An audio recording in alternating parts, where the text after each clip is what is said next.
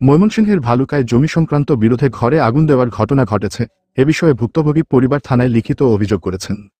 ভালুকা উপজেলার পাড়াগাঁও চটানপাড়ার মৃত আলতাফ আলীর ছেলে মোহাম্মদ আমির আলীর সাথে উপজেলার পাড়াগাঁও বড়চালা এলাকার মৃত গফর মণ্ডলের ছেলে মোহাম্মদ মিজানুর রহমান, আলতাফ আলীর ছেলে মোহাম্মদ শফির উদ্দিন, আব্দুস ছামাদের ছেলে মোহাম্মদ সোরহাব ও মোহাম্মদ আব্দুল জলিলের সাথে জায়গা জমিসহ বিভিন্ন বিষয় নিয়ে বিরোধ ও শত্রুতা চলছিল।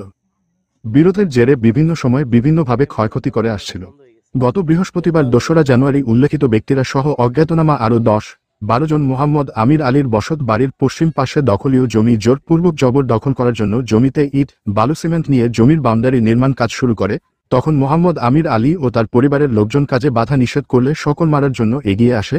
পরে পরিবারের লোকজন সহ ভয়ে দৌড়ে ঘরের ভিতর আশ্রয় নিলে উল্লেখিত ব্যক্তিরা পিছন পিছন এসে ঘরে ঢুকতে না পেরে এক পর্যায়ে রান্নাঘরে আগুন লাগিয়ে দেয়। তখন ডাক চিৎকারে আশপাশের লোকজন এসে আগুন নিয়ন্ত্রণ আনে। অভিযুক্ত মোহাম্মদ শফির উদ্দিন বলেন, আমরা কারো ঘরে আগুন দেইনি, আমাদের বিরুদ্ধে মিথ্যা অভিযোগ দিয়েছে।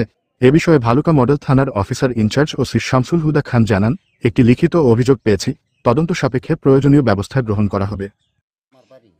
যে সময় যে আগুনের দুর্ঘটনা ঘটাইছে এই সময় আমি দোকানদারি করি, দোকান বন্ধ করে বাড়িতে যাই খাওয়া দাওয়া করে শুয়ে ঘুমাইছি। ওই মুহূর্তে শব্দাশব্দি আয়া দেখি মনে করেন বাড়ি ঘরে আগুন দেওয়া। পরে এগুলা পাড়া প্রতিবেশী ডাকাটাই করে আইনা পরে নিবাইছি। বাউন্ডারি করতেছি, মাড়ি ফেলাইতেছি, পরে আমরা যাই না করছি। আমি যাই না করার পরে পরে দৌড়াই নিয়েছি করে মারে। তুই কেরা না করার কেরা না করিস নিয়ে দৌড়িয়ে নিয়ে বাড়িতে আগুন দিচ্ছে। হুমকি দুমকি অনেক দেখাইতেছে।